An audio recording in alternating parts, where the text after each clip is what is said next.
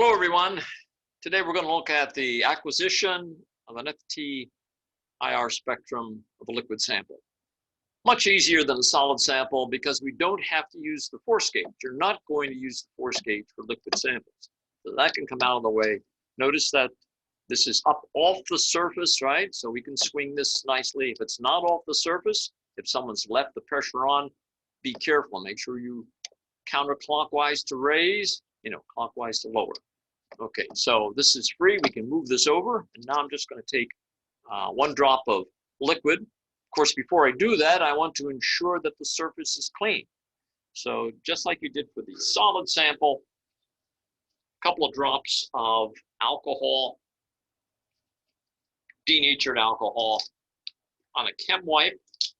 And then we're just going to swab the surface a couple of times. We don't have to worry about the force gauge because we're not going to use that. That looks good. The surface is clean. Now what are we going to do? We're not going to put the sample on there. We're going to run a background first. Always run a background, right? So let's go over to screen share. I'm going to log into the computer with your Mercyhurst credentials. You'll see this screen. We'll do a Spectrum IR.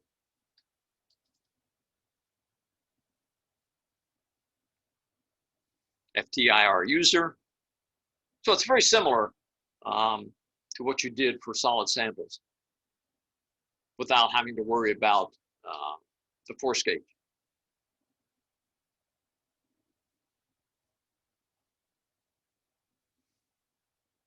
You're familiar with the screen. You've done this before. We don't have to worry about monitoring. We're just going to run a background.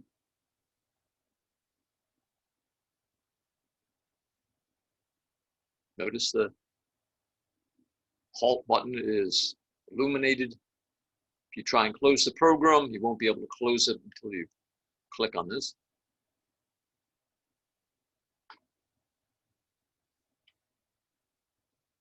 Everybody must run a background because you're logging in each time and logging out. Looks good. There's the background stored in the instrument.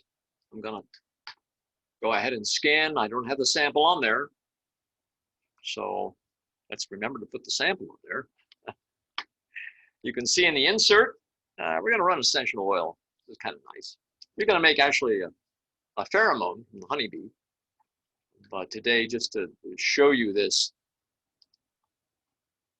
we'll do this. This is called the fir needle. It's an essential oil, very little quality control. I have no idea what's in the bottle. Supposedly, it's from the steam distillation of needles from the fir tree. And of course, there's a seasonal variation. You're going to have a geographic variation.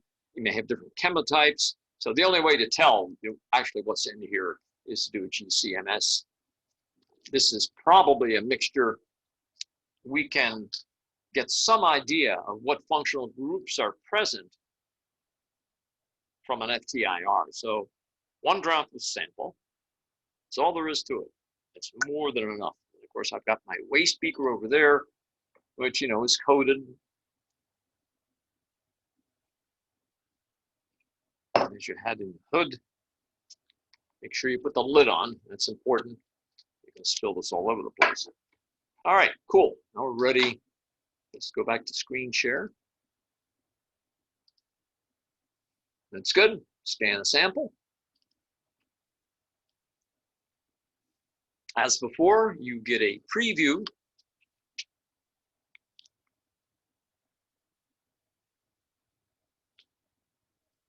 And these absorptions, as we'll learn later on for infrared, are characteristic for certain bond lengths, certain atoms. So looking at this, I would say there may be a little bit of OH. Now that could be water or it could be an alcohol. So this is going through your mind as you look at the spectrum. That's why you want to know functional groups. Carbon-carbon double bond comes somewhere around 1600. So looking there, that may be a carbon-carbon double bond. Okay, that looks good. This I call a little bit of noise, but that's fine. We could run multiple scans. Usually we'd run 4, you could do 10, and that would increase the signal. to noise ratio. So a better signal, less noise. That looks good though for now. Let's go ahead and scan again. First time you press the scan, it always previews. Second time you press, it acquires the FTIR spectrum.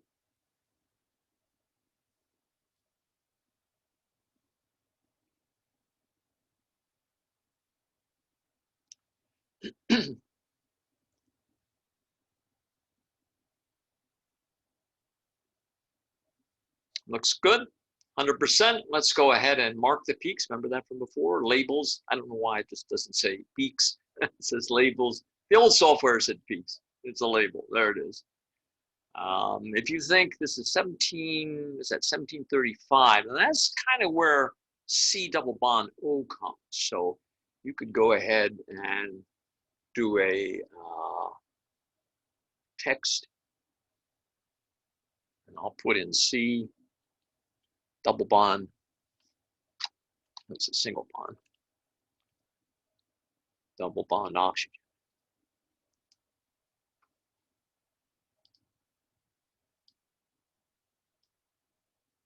Now, of course, that it could be a ketone, it could be an aldehyde, it could be carboxylic acid. So, you know your functional groups, you know what they are. You can kind of go through your mind what could be present here. Or there could be more than one. See the little peak trying to come through there? So there may be multiple environments for the C double bond O. Carboxylic acid, aldehyde, ketone, ester. There's a bunch of these. Amide.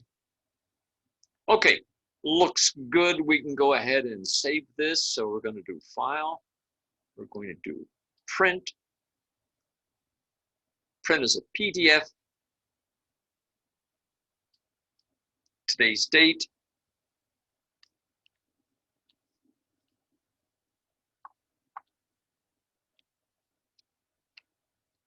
FO, and it's an essential oil, EO. So you can code this however you like. It's usually the first letter of the word. And of course, I could put the company in there. So you might want to have this information in the report that you prepare when we do our essential oil analysis. What company it comes from, when the sample arrived or when the bottle was opened, very important information to have documented when you analyze samples. Save. Super. All right, so now we're ready to exit the program, but the first thing I'm going to do is clean the cell, the top plate, again with a little alcohol, just like you did for the solid sample. Notice I haven't closed the program because if I had a solid sample there, I would want to release the force. So you can see with the insert, a couple of swipes. Depending on the essential oil, you might have to do this more than once. Essential oils tend to be a little viscous. And it may require more than one swipe to clean it. All right, let's get back to here. Looking good. So we can now exit the program.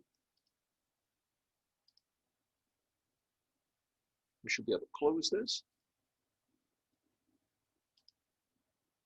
And of course, you're going to log off. That's important. Log off before you leave. All righty.